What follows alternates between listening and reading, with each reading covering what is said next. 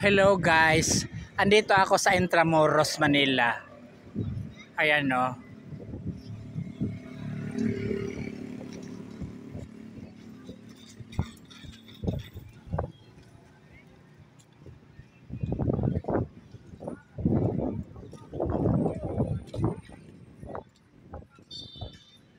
Napakaganda ng Intramuros, Manila kasi tourist area to eh. Inalagaan talaga yung lugar ng Department of Tourism. Pinaganda nila kasi dinadayo nga ng mga turista.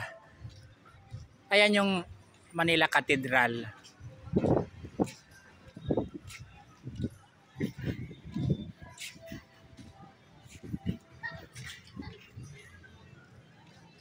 Ito naman yung Palacio del Gobernador.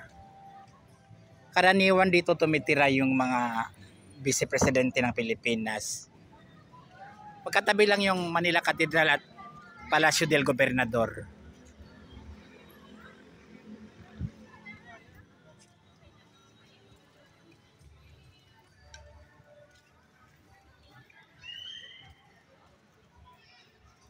Palacio del Gobernador.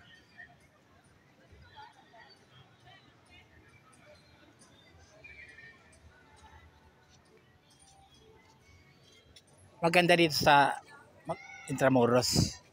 Malinis at yung mga lugar makasaysayan talaga. Kaya marami ring nagtitinda na mga kung sino-sinong negosyante. Nagtitinda sila ng mga pang-snack sa mga nagtutur dito. Ayan o.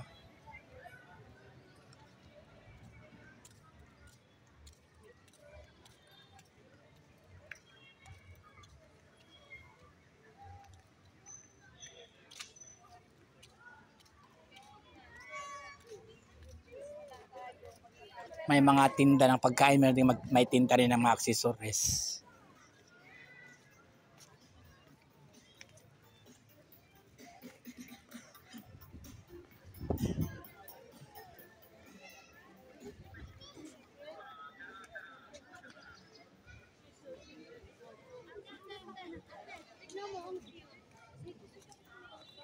May mga apam din nagtuturo. Mga apam.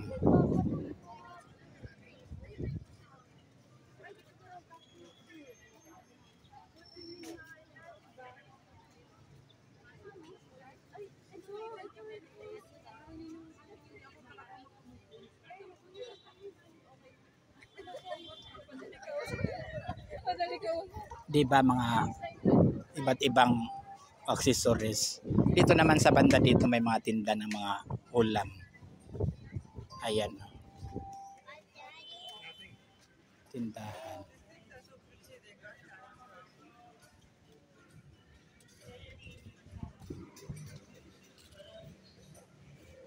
Kung magutom ka habang namamasyal, makakabili ka ng mga ulam, pagkain.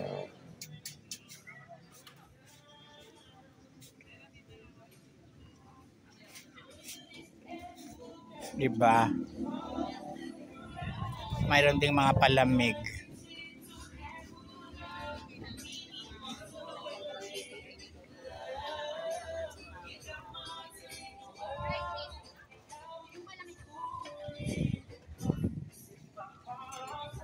May mga sisig.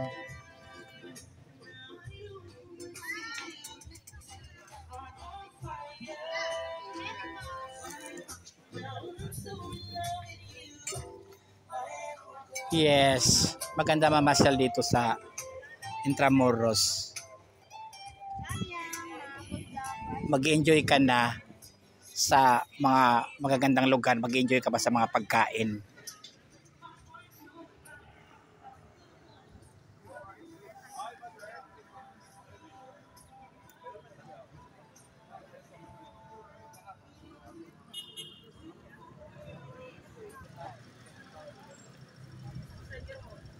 Marami ding kalesa kasi mga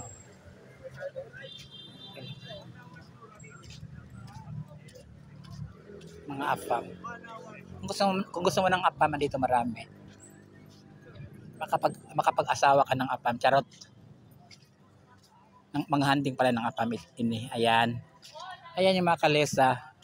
Mga turistang apam gusto nilang sumakay diyan kasi saan ka nakita ang lugar na may mga libreng mga libre mga kalesa, di ba?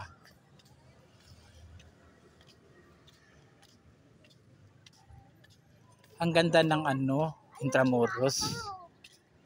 Sarap mamasyal dito. Mga building nila, mga gawang Kastila nung unang panahon pa, kaya mag-enjoy ka sa design. Ayan, ang gaganda. Noon pa kasi to, noon pa yung lugar na to yung Intramuros, makasaysayan. Noon pa tong mga 18th century yata, ganun. Mga building tinatayo ng Kastila. Tapos yung iba nasira, yung iba naman na preserve, naalagaan.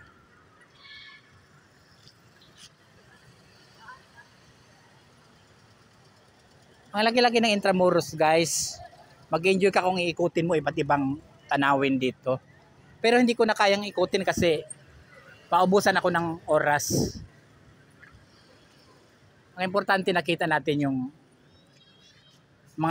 nakita natin yung mga ilang bahagi ng Intramuros, Manila.